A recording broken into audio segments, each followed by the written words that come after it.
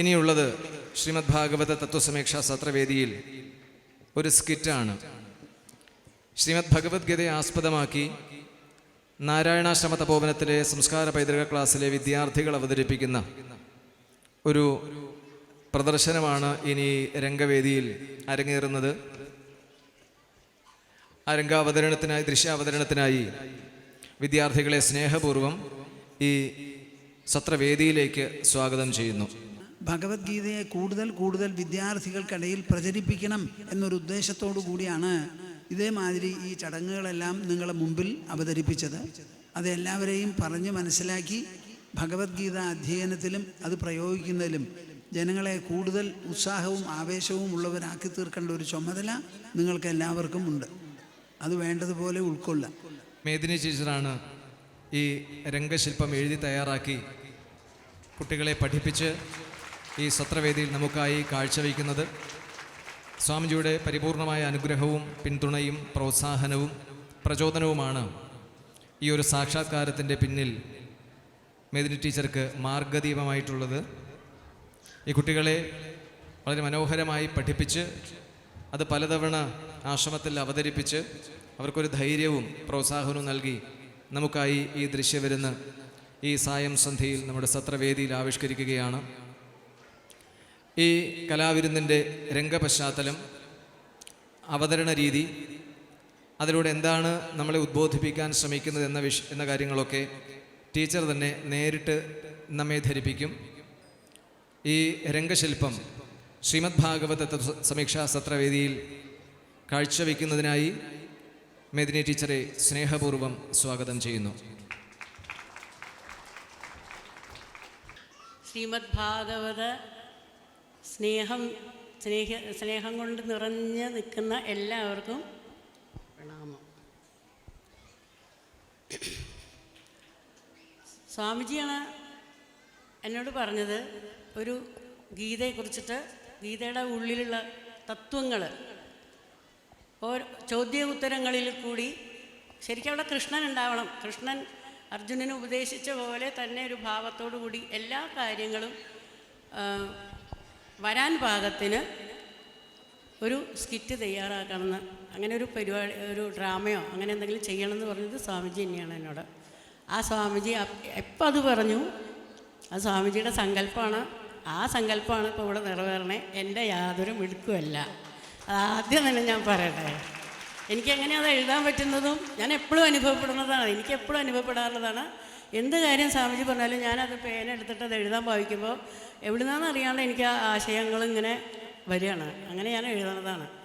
അങ്ങനെ ഞാൻ എഴുതിൻ്റെ അത് കാണിച്ചു കൊടുത്തിട്ടുണ്ട്. സ്വാമിജി അത് കറക്റ്റ് ചെയ്ത് തന്നിട്ടുണ്ട്. ഞങ്ങൾ അവതരിപ്പിക്കാൻ പോണത് ഞങ്ങൾ എങ്ങനെയാണ് ഇത് ചെയ്യേണ്ടതെന്ന് എങ്ങനെയാണ് നമ്മൾ ഗീത ഒരു സ്കിറ്റ് പോലെ, വളരെ ടഫാണ് ഗീത. അതൊരു എങ്ങനെ ഒരു നാടക രൂപത്തിൽ നമ്മൾ അവതരിപ്പിക്കും എന്നുള്ളതിങ്ങനെ ആലോചിച്ചപ്പോഴാണ് മനസ്സിലിങ്ങനെ ചിന്ത വന്നുകൊണ്ടിരുന്നു. അപ്പോഴാണ് ഒരു പിടി കിട്ടിയത്. നമുക്കൊരു കാര്യം ചെയ്യാം, ഈ കുട്ടികൾ നമ്മുടെ അധ്യാത്മ ക്ലാസ്സിൽ പഠിപ്പിക്കുന്നുണ്ട്. നമ്മൾ സംസ്കാര പൈതൃക ക്ലാസ്സിൽ പഠിച്ച് ഗേറ്റ് കിടന്ന് പോവുകയാണ്. ആ പോണ സമയത്ത് റൂട്ടിൽ കൂടി വേറെ കുറച്ച് കുട്ടികളിങ്ങനെ നടന്നു വരികയാണ്. അവർക്ക് ആശ്രമമായിട്ടോ ഇങ്ങനത്തെ ക്ലാസ്സായിട്ടോ ഒരു ബന്ധവുമില്ല. അപ്പോൾ അവർ ഈ കുട്ടികളോട് ചോദിക്കുക, ഞായറാഴ്ചയല്ലേ, ഞായറാഴ്ച നിങ്ങൾ എവിടുന്നാ ഈ വരണേ?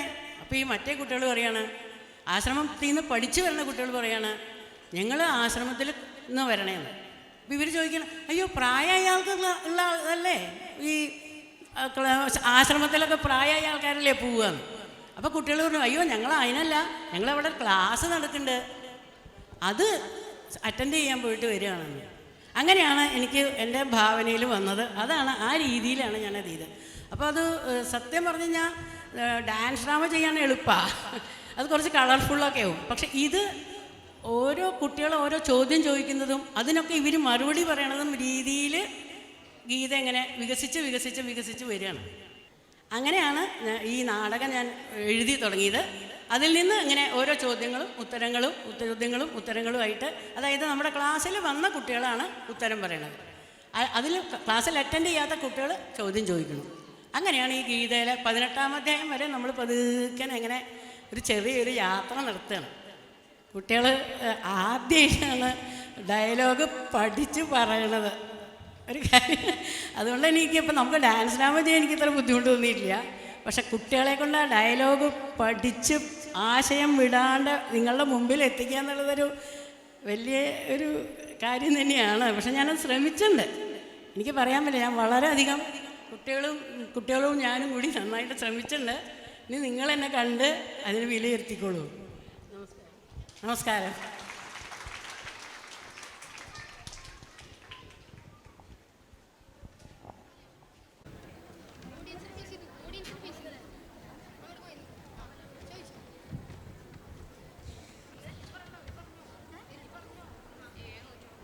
ഇന്ന് ഞായറാഴ്ചയല്ലേ?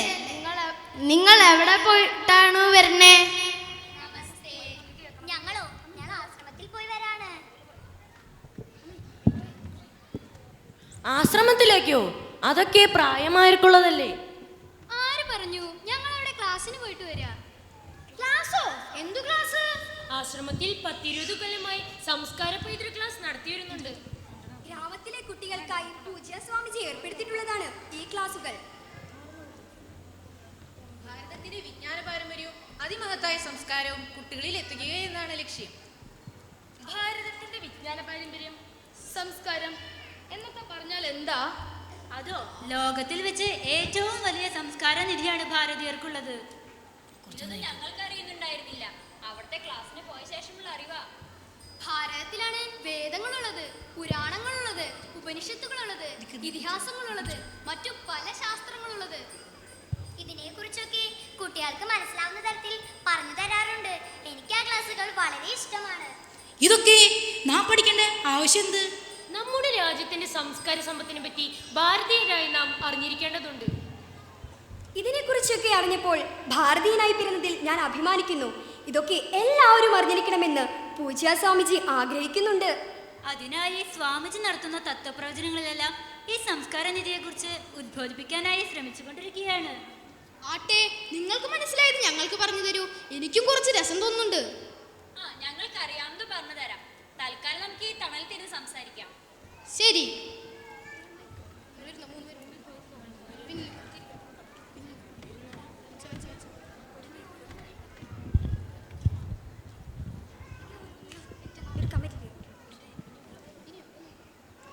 ശരി, ഇനി ഓരോന്നേ പറയൂ. ആദ്യം ഈ പുരാണങ്ങൾ എന്നാൽ എന്താണ്? അതിൽ പറയുന്നത് നമ്മുടെ ദേവന്മാരുടെ കഥകളാണ്. വിഷ്ണു പുരാണം, ദേവി പുരാണം എന്നിങ്ങനെ പ്രധാനപ്പെട്ട 18 പുരാണങ്ങളാണ് അതിലുള്ളത്. അപ്പോ ഈ ഇതിഹാസങ്ങൾ എന്ന് പറഞ്ഞാലോ? ഇതിഹാസങ്ങൾ ആയിരം വർഷങ്ങൾക്ക് മുമ്പ് ഈ ലോകത്ത് ജീവിച്ചിരുന്നവരുടെ കഥകളാണ്. ശ്രീരാമൻ, ശ്രീകൃഷ്ണൻ എന്നിവരുടെ. അവർ ദേവൻ അല്ലല്ലോ. അവർ മനുഷ്യജന്മമെടുത്ത് ഭൂമിയിൽ വന്നവരും ധർമ്മത്തെ രക്ഷിച്ചവരുമായിരുന്നു. ഇതിൽ ഒന്നാമത്തെ ഏതായിരുന്നു? രാമായണം ത്രേതായുഗത്തിൽ അതേ കാലത്ത് ജീവിച്ചിരുന്ന വാൽമീകി മഹർഷി എഴുതിയ മര്യാദ പുരുഷോത്തമനായ ശ്രീരാമന്റെ കഥയാണ് അതിൽ പറഞ്ഞിരിക്കുന്നത്. 24,000 ശ്ലോകങ്ങളാണ് അതിലുള്ളത്. അപ്പോൾ രണ്ടാമത്തേത് മഹാഭാരതമാണല്ലേ? തീർച്ചയായും ദ്വാപരയുഗത്തിൽ സ്വന്തം ആത്മകഥയായി വ്യാസമഹർഷിയാണ് മഹാഭാരതം രചിച്ചത്. പ്രധാനമായും രാജ്യത്തിനു വേണ്ടി സ്വന്തം സഹോദരന്മാരുടെ മക്കൾ തമ്മിലുണ്ടായ അത്യപൂർവമായ പോരാട്ടവും ശ്രീകൃഷ്ണൻ ചെയ്ത ധർമ്മരക്ഷയുമാണ് ഇതിലെ പ്രധാന വിഷയം. ഇതൊന്നും എനിക്കറിയില്ല കേട്ടോ. ഇത്രയും ബൃഹത്തായ ഇതിഹാസത്തിൽ എത്ര ശ്ലോകങ്ങളാണുള്ളത്? അതിൽ 1,24,000 ശ്ലോകങ്ങളാണുള്ളത്. അപ്പോൾ ഇതിലെ ഏത് ഇതിഹാസമാണ് നിങ്ങളെ പഠിപ്പിക്കുന്നത്? മഹാഭാരതം. പൂജ്യ സ്വാമിജി എപ്പോഴും പറയാറുണ്ട്, ഭാരതത്തിന്റെ മഹത്വം അതിലില്ലാത്തത് ലോകത്തിലേ ഇല്ല എന്ന്. സ്വന്തം സഹോദരന്മാരുടെ പുത്രരായ കൗരവരും പാണ്ഡവരും തമ്മിൽ അതിഗംഭീരമായ യുദ്ധം നടന്നു. കൗരവർ അധർമ്മികളും പാണ്ഡവർ ധർമ്മനിഷ്ഠരുമായിരുന്നു. കൃഷ്ണ ധർമ്മപക്ഷത്തായിരുന്നു. അവസാനം ധർമ്മം തന്നെ വിജയിച്ചു. പാണ്ഡവർ യുദ്ധം ജയിച്ചു. ധർമ്മത്തിനെന്നും വിജയമുണ്ടാകുമോ? അധ്യായം 4 ശ്രീകൃഷ്ണൻ പറയുന്നുണ്ട്, പരിത്രാണായ സാധൂനാം വിനാശായ ച ദുഷ്കൃതാം ധർമ്മ സംസ്ഥാപനാർത്ഥായ സംഭവാമി യുഗേ യുഗേ. തീർച്ചയായും ആദ്യമൊക്കെ പല ബുദ്ധിമുട്ടുകളും സഹിക്കേണ്ടി വരും. അപ്പോഴൊക്കെ ഈശ്വരനെ മുറുകെ പിടിച്ചുകൊള്ളണം, ധർമ്മനിഷ്ഠനുമാകണം. അപ്പോൾ ഈശ്വരൻ കൂടെ ഉണ്ടാകും. ഈ വരികൾ എപ്പോഴും എൻ്റെ മനസ്സിലുണ്ട്. എത്ര ആശ്വാസവും ഉത്സാഹവും ആവേശവുമാണ് ഇത് നൽകുന്നതെന്നോ. ശരി, പാണ്ഡവർ യുദ്ധം ജയിച്ചതിനു ശേഷം എന്തുണ്ടായി? പാണ്ഡവരിൽ ജ്യേഷ്ഠപുത്രനും രാജാവുമായി തീർന്ന യുധിഷ്ഠിരന് യുദ്ധം കഴിഞ്ഞപ്പോൾ കടുത്ത ദുഃഖമായിരുന്നു. കാരണം താൻ കാരണമാണ് യുദ്ധം നടന്നത് തോന്നൽ, കുറ്റബോധം. മാത്രവുമല്ല, യുദ്ധത്തിൽ കൊല്ലപ്പെട്ട ശത്രുവായ കർണൻ സ്വന്തം ഭ്രാതാവാണെന്ന് കൂടി അറിഞ്ഞപ്പോൾ അദ്ദേഹം വല്ലാത്തൊരവസ്ഥയിലായി. കർണൻ യുധിഷ്ഠിരന്റെ സ്വന്തം സഹോദരനാണോ? അതെ, പാണ്ഡവരുടെ അമ്മയായ കുന്തി ദേവിയുടെ ആദ്യത്തെ പുത്രൻ. ശരി, പിന്നീട് എന്തുണ്ടായി? അദ്ദേഹത്തിന്റെ വിഷമം എങ്ങനെ ഇല്ലാതായി? അതോ, കൃഷ്ണൻ അദ്ദേഹത്തെ ശരശയിൽ കിടക്കുന്ന അവരുടെ സ്വന്തം മുത്തച്ഛൻ്റെ അടുത്തേക്ക് കൂട്ടിക്കൊണ്ടുപോയി. അവിടെ വെച്ച് ഭീഷ്മ പിതാമഹൻ പൗത്രനായ യുധിഷ്ഠിരനോട് പല കാര്യങ്ങളും ദുഃഖനിവാരണത്തിനായി ഉപദേശിച്ചു കൊടുത്തു. എന്തെല്ലാമാണ് ഉപദേശിച്ചത്? മഹാജ്ഞാനിയായ ഭീഷ്മ പിതാമഹന് അറിയാത്ത രാജകാര്യങ്ങളില്ല. നീതിശാസ്ത്രം, ഭരണശാസ്ത്രം എന്നുവേണ്ട എല്ലാ ശാസ്ത്രങ്ങളുടെയും അറിവാളിയാണ് ഭീഷ്മ പിതാമഹൻ. എന്നിട്ട് എല്ലാ പൗത്രനും ഉപദേശിച്ചു കൊടുത്തു. ഞങ്ങൾ പോവുകയാണ്, അമ്മ അന്വേഷിക്കുന്നുണ്ടാകും.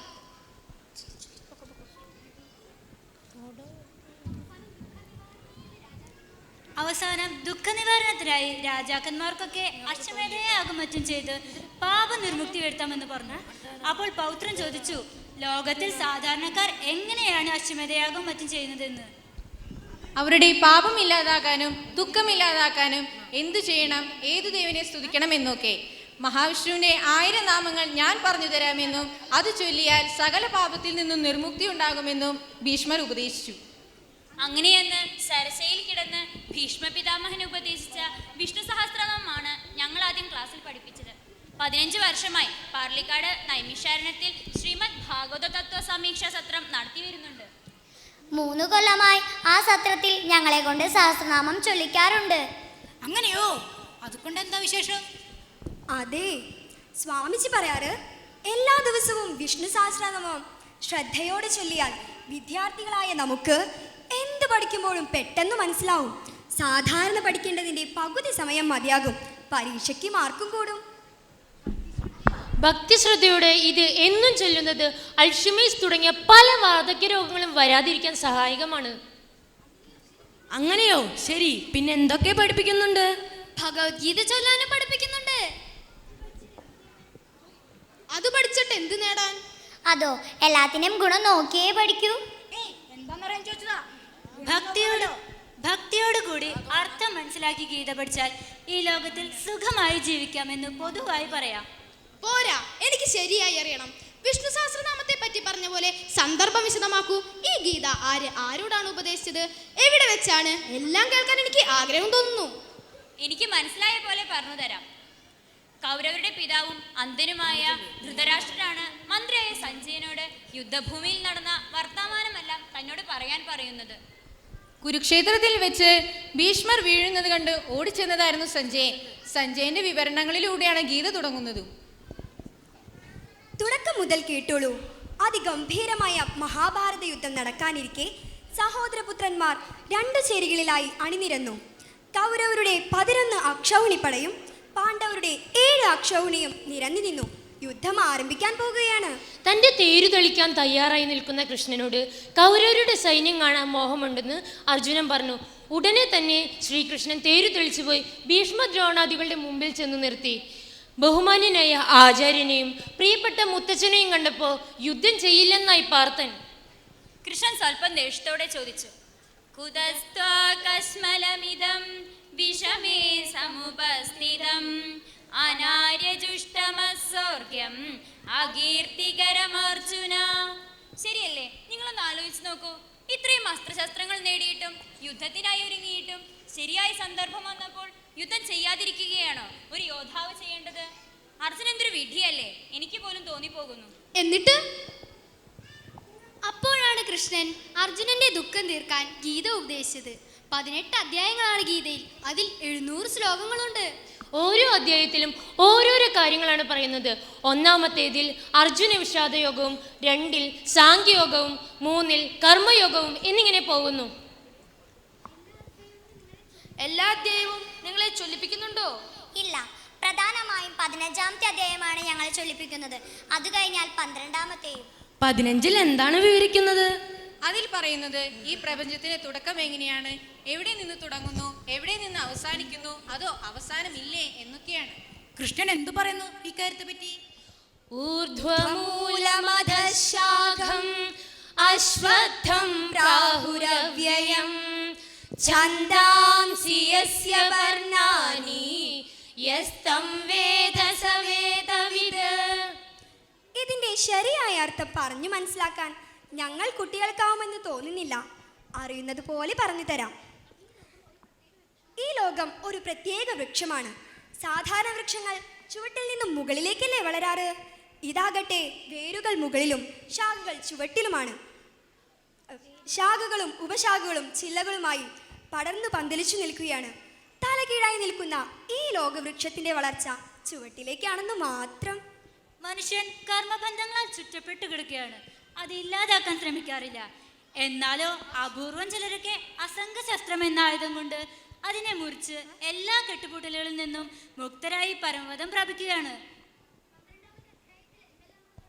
12-ാമത്തെ അധ്യായത്തിൽ എന്തെല്ലാമാണ് പറഞ്ഞിരിക്കുന്നത്? അതിൽ പ്രധാനമായും ഭക്തിയോഗത്തെയാണ് പറയുന്നത്. കൃഷ്ണൻ തന്നെ പറയുന്നുണ്ട് തനിക്ക് ഇഷ്ടപ്പെട്ടവരെ പറ്റി. അദ്വേഷ്ട സർവഭൂതാനാം മൈത്രകരുണയേവ ച നിർമമോ നിരഹങ്കാര സമദുഃഖ സുഖക്ഷമീ സന്തുഷ്ട സതതം യോഗി യഥാത്മാ ദൃഢനിശ്ചയഃ മയ്യർപ്പിത മനോബുദ്ധിഃ യോ മദ്ഭക്ത സമേ പ്രിയഃ. അതായത് ദേഷ്യമില്ലാതെ എല്ലാവരോടും സ്നേഹത്തോടെ പെരുമാറുക, കരുണ, അഹങ്കാരമില്ലായ്മ, ഇതിലെല്ലാം ഉപരി ഭഗവാനിൽ ഭക്തി. അങ്ങനെയുള്ളവരെയാണ് കൃഷ്ണൻ ഏറെ ഇഷ്ടം. ആ സ്വഭാവങ്ങളെല്ലാം വളർത്തിയെടുക്കണം. ഭഗവാന് ഇഷ്ടപ്പെട്ടവനാകാൻ ഈ ഗുണങ്ങൾ വളർത്തിയാൽ മതിയാകും. പക്ഷെ അതൊക്കെ ശരി, ഈ ലോകത്തിലുള്ള എല്ലാവരും അത്ര നല്ലവരൊന്നും ആവില്ലല്ലോ. അവരെ പറ്റി ഗീതയിൽ വല്ലതും പറഞ്ഞിട്ടുണ്ടോ? പിന്നെന്താ, പറഞ്ഞിട്ടുണ്ടല്ലോ. 9-ാം അധ്യായത്തിൽ ശരിക്കും പറഞ്ഞിട്ടുണ്ട്. അഭിജേ സുദുരാചാരോ ഭജതേ മാമനന്യഭാ സാധുരേവ സമന്തവ്യ സമ്യക് വ്യവസിതോ ഹി സഹ. വലിയ ദുരാചാരി പോലും അന്യചിന്ത കൂടാതെ എന്നെ ഭജിക്കുന്നുവെങ്കിൽ അവനെ നല്ലവനായി കരുതണം. അവൻ ഭഗവാനിൽ ശരിയായ ദൃഢചിത്തനാണല്ലോ. ഗീത വായിച്ചും പഠിച്ചും അതുപോലെ നടക്കുന്നവർക്ക് വല്ല ഉറപ്പും കൃഷ്ണൻ നൽകുന്നുണ്ടോ? ഭയവും സംശയവുമാണ് എവിടെ നോക്കിയാലും. അതില്ലാതെ അവൻ എന്തു വേണം? ഉവ്, ഗീതയിലുള്ള ഉറപ്പുകൾ വളരെ ഉപകാരപ്രദമാണ്. 6-ാം അധ്യായത്തിൽ പറഞ്ഞിട്ടുണ്ട്, നഹി കല്യാണകൃത് കശ്ചിത് ദുർഗതിം താതഗച്ഛതി എന്ന്. അതായത് ഗീതയിലെ മൂല്യങ്ങൾ ഉൾക്കൊണ്ട് ജീവിക്കുന്നവന് ഒരു ഭയമോ ഇടയിളക്കമോ ഉണ്ടാവേണ്ടെന്ന് കൃഷ്ണൻ തീർത്തും പറയുന്നുണ്ട്. ഗീതാഭക്തന് ഈ ലോകത്തിലോ ഇനിയുള്ളതിലോ ഒരു നാശവും വരില്ല. കൃഷ്ണൻ തീർത്തു പറയുന്നു. മാത്രമല്ല, നല്ലത് ചെയ്യാൻ പുറപ്പെടുന്ന ആർക്കും തന്നെ ദുർഗതി തീരെ വരില്ല. ഈ വരികൾ എപ്പോഴും എൻ്റെ മനസ്സിലുണ്ട്. എത്ര ആശ്വാസവും ഉത്സാഹവും ആവേശവുമാണ് നൽകുന്നതെന്നോ. ഇനിയും അങ്ങനെ പ്രത്യേകിച്ച് കുട്ടികൾക്കായി ഗീതയിൽ വല്ലതും പറയുന്നുണ്ടോ?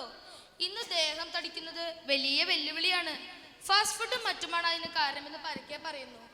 ഭക്ഷണത്തെ പറ്റി ഗീതയിൽ കൃഷ്ണൻ വല്ലതും പറഞ്ഞിട്ടുണ്ടോ? ഒരുപാട് കാര്യങ്ങൾ ഗീതയിൽ പറയുന്നുണ്ട്. കുട്ടികൾക്ക് മാത്രമല്ല വലിയവർക്കും ഉപകാരപ്രദമായതാണ് ഇതിൽ. 17-ാം അധ്യായത്തിൽ നമ്മുടെ ഭക്ഷണത്തെ പറ്റി പറയുന്നുണ്ട്. പ്രത്യേകിച്ചും ഈ കാലഘട്ടത്തിൽ ഭൂമിയിൽ പ്ലാസ്റ്റിക്കും മറ്റു നശിപ്പിക്കാൻ കഴിയാത്ത വസ്തുക്കളും ഇട്ടുകൊണ്ട് മണ്ണിനെ മലിനമാക്കുകയാണല്ലോ.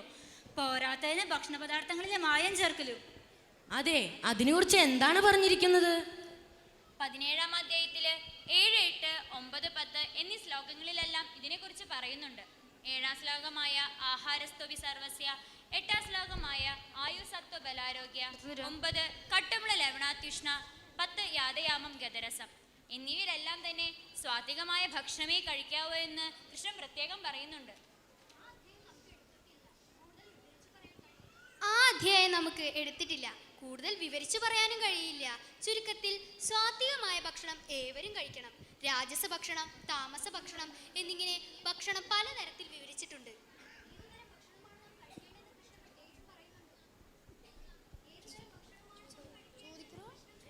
ഇനി എന്തെല്ലാമാണ് പറയുന്നത്? ഭക്ഷണം ഒരിക്കലും സ്വാദ് മാത്രം നോക്കി കഴിക്കരുത്. എരിവും പുളിയും കൂടിയതും പഴയതും തീർത്തും കഴിക്കരുത്.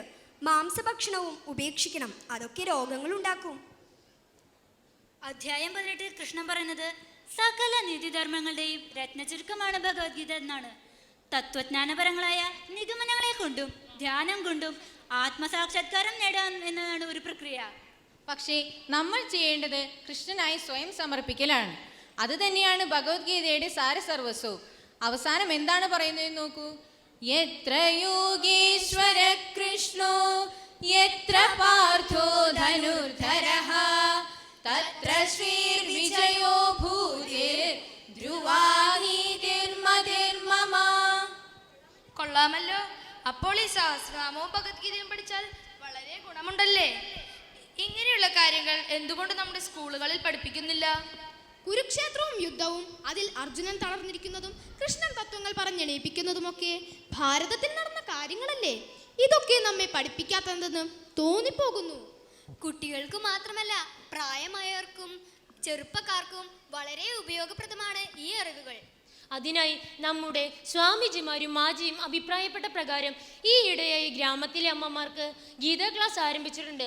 അതിനാൽ ഇതൊരു ജീവിതശാസ്ത്രമാണെന്നാണ് എൻ്റെ അഭിപ്രായം. സമയം പോയത് അറിഞ്ഞില്ല. സത്യം പറഞ്ഞാൽ ഇതൊക്കെ കേൾക്കുമ്പോൾ എനിക്കും ഈ ക്ലാസ്സിന് വരാൻ തോന്നുന്നു. ഇപ്പോൾ ചേരാൻ പറ്റുമോ? ഞങ്ങൾക്കും. ഇപ്പോൾ സമയം കഴിഞ്ഞിട്ടുണ്ട്. ഞങ്ങൾ സ്വാമിജിമാരോട് ചോദിച്ച് നിങ്ങളെ വിവരം അറിയിക്കാം. ശരി, അങ്ങനെയാകട്ടെ. നമസ്തേ. നമസ്തേ. നിത്യബോധസ്വരൂപം പരം നിശ്ചലം നിർഗുണം സർവരൂപം ഭജേഹം സദാനുസ്മരാമി പ്രണൗമി പ്രബുദ്ധം വിമുക്തം വികാരാതിഹീനം പ്രസന്നം സദാ നിത്യബോധസ്വരൂപം ഭജേ